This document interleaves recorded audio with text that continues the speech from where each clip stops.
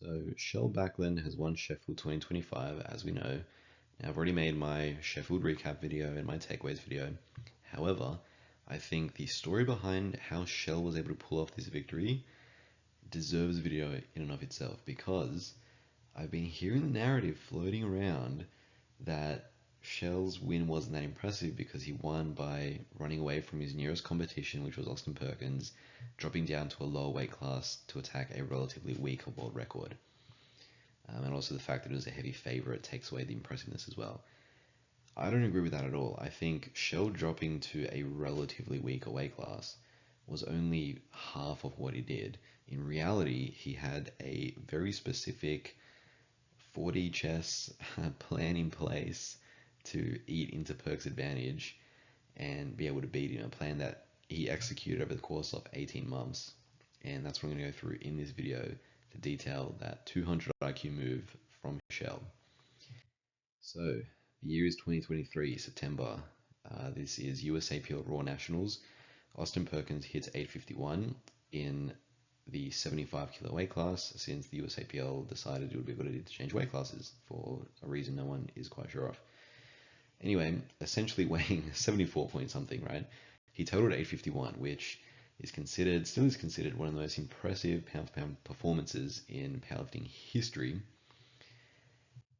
Now, the IPF world record at the time was 790.5, held by Taylor Atwood. So if you do the math, Perk's 851 over that 790.5, 107.65% above the world record.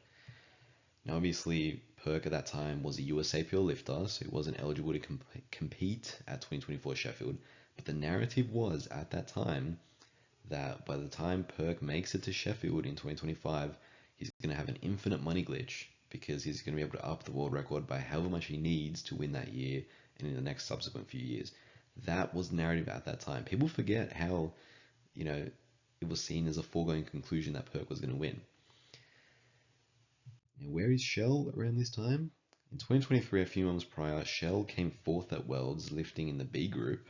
Who the hell put Kjell in the B group? Anyway, he came fourth with a 760 total, which was actually a PB total for him at the time as a 74. So almost 100 kilo difference between them. No one is looking at Kjell as a competitor to Perk head-to-head at Worlds as a contender for Sheffield to even make it, let alone be a contender to podium or win.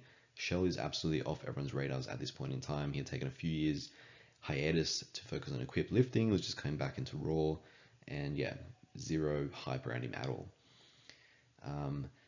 Also, obviously, Taylor Atwood around this time was coming off back-to-back relatively poor performances at Sheffield and Worlds, and announced it was going to take a bit of a hiatus to recover from some injuries he'd been dealing with. So Taylor Atwood wasn't really a threat to Perk at that time. And the two lifters that beat Taylor at Worlds that year, Callie Johansson and Tim Monagatti, both did so with the high 770s, 780 total. And again, the narrative was, maybe they might break that IPF world record by a few kilos, push it close at 800, but Perk was just way too far ahead. So while everyone is singing Perk's praises, rightfully so, but while everyone seems to, be accepting the fact that Perk was going to dominate Sheffield in the years to come, from 2025 onwards, Kjell, being the wily veteran that he is, starts scheming, starts concocting this ambitious 4-phase plan over the next 18 months to do the seemingly impossible at that time and be able to beat Perk. So let's go through exactly what it did. Phase 1, up the IPF world record. Kjell recognized that 790.5 was just way too low and way too far below Perkins' top end. He first had to close that gap a little bit. So a few months after that impressive 851 from Perk, December that year at Euros, Kjell Bakkelund hits 800 kilos. Alright, so he upped it by 9.5 kilos. Do the math, Perk's 851 is now 106.38%. So he dropped it by over a percentage point. He's starting to make a dent. Now at that time, it was still a huge lead, obviously, and a huge gap, but he was building some momentum, and phase 1B was to up the IPF world record yet again. So fast forward a few months to March 2024, Shell hits 8:15 at the Arnold's. Now, one thing I want to say about this as well that I feel like no one realized this somehow, but Shell was a reserve for Sheffield 2024 this year, right? Or in that year. Now, he didn't get to compete there because no one dropped out. However, this Arnold's UK meet was like 3 or 4 weeks after Sheffield, and Shell totaled 8:15. If Shell would have lifted at Sheffield that year, which he almost did, that 8:15 total would have won him Sheffield. Because obviously his 800 was the record at the time. 8:15 represents 101.9% increase. Gustav Hedlund ended up winning that year with 100.8% increase. So low-key, Shell was one athlete pulling out from Sheffield 2024 away from being a back-to-back Sheffield champion right now in 2 different weight classes. And I know, his 8:15 wasn't done at Sheffield, but the Arnold's that he did it at was an international IPF competition held in the UK. So it's about as close as a comparison you can get. Anyway, I digress. That 8:15 total now cuts Perk's lead down to just over 104%. So he's dropped it by over 3 percentage points, upping the world record by 25 kilos. Now, the next phase is where this is where the real, 200 IQ move comes in. Phase 2 is to push Perk to have to go big at Worlds to beat him. Now, Shell had upped the world record by 25 kilos, but I think he recognized that he was, getting pretty close to top end at that point in time.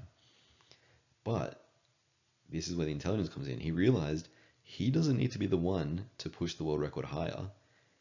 He just needs to push Perk enough so Perk himself can raise his own world record or raise the world record. So at IPF Worlds in 2024, Shell opens super aggressively. His openers are 780, which was heavier than Perk's openers. This was 20 kilos heavier than what Shell ended up totaling the year before at 760, which at that time was the most he'd ever totaled in that weight class. So he opens super aggressive. Now he ends up only on 8, I say only, it's a crazy total. He ends up on 812.5, which isn't that much further past 780. Now, usually the advice would be to not open that big and open that aggressively. However, it played perfectly into what he wanted because he kind of instilled that fear into Perk and Team USA to think, crap, Shell seems to be pacing himself for an 820, 830 performance with these openers. And also, Shell, being the bigger deadlifter, and not only the bigger deadlifter, one of the best deadlifters ever, I actually have a top 5 greatest deadlifters video ranking coming out soon. And Kjell Bakkelund, spoiler alert, is most definitely on that list. I'm not going to say where, but he's definitely on that list. So yeah, Shell being a huge deadlifter, he used that to his advantage because he ended up on 812.5 on his second attempt deadlift, right? And he basically gave Team USA 2 options. Do they send out Perk for his third deadlift to guarantee the win and put it out of range of Shell, but in doing so, add 20 kilos to the IPF world record and eat into his Sheffield advantage? Or do they not send Perk out or send him out for a more conservative attempt and leave the door open for one of the greatest deadlifters the world has ever seen to potentially pull for the win? They take the intelligent option and send out Perkins for his third deadlift and increase the record to 836. Now, hindsight being 2020, Shell came out for his third deadlift, which was only, I think, 5 kilos heavier and missed it, I'm pretty sure. So in hindsight, Team USA didn't need to push that much, but this is exactly what Shell wanted, because now Perk had just added 21 kilos to the IPF world record. So now Perk's 851 is way down to 101.79%. That's like 6 percentage points below what it was just a few months prior when he had totaled 851 and the record was down at 790. And this was entirely Shell's doing. If Shell wouldn't have been there at Worlds, Perk would have cruised to a victory totaling 800, 810, whatever he needed. I think Tim Monagatti finished in third place with 790. So Perk would have easily paced himself for 810, 815, put it out of reach, and not had to increase the world record and retain his Sheffield advantage.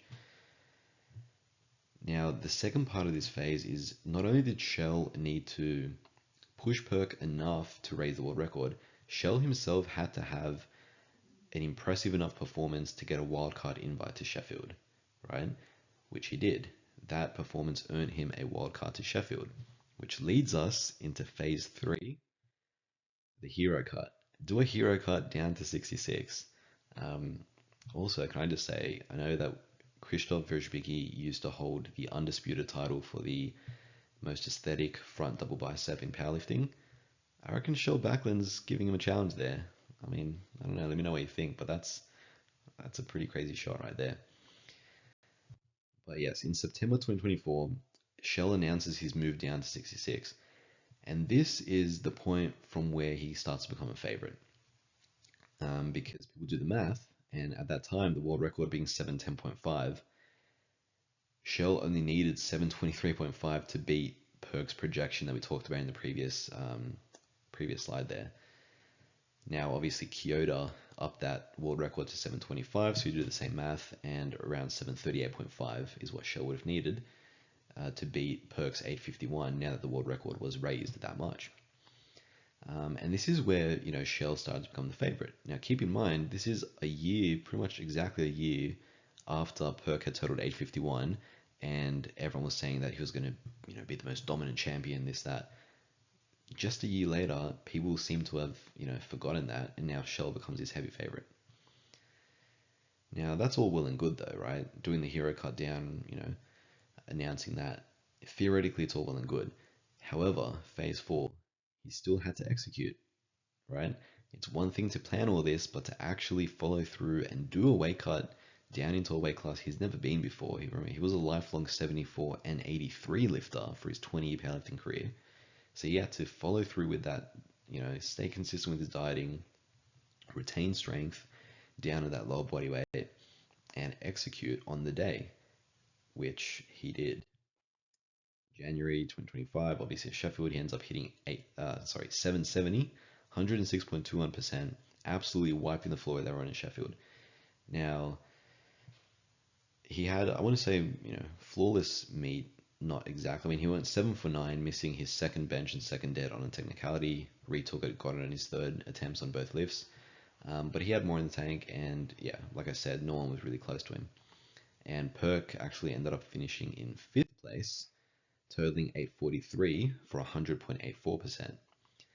But here's the thing though, this is what people don't really understand, is if Kjell had not raised that world record in the 74s, Perk's 843 would have been 106.64% from that 790.5, which is a higher percentage than what Kjell ended up getting, right? So that's why the narrative of Kjell won, but it's not that crazy because he just dropped to a low weight class, doesn't really tell the full story at all. Because if Kjell would have just dropped to 66 without first raising the 74 kilo world record by so much, then he still would have lost. Or at the very least, it would have been like a super tight battle between him and Perk. The whole reason why this worked and why this was such a genius move from him is before he dropped down, he himself raised the world record, and then he himself went head-to-head with Perk and forced him to raise the world record. And that's what eliminated Perk's advantage, and that's why his 843 went from being 106.6% to just 100.8%.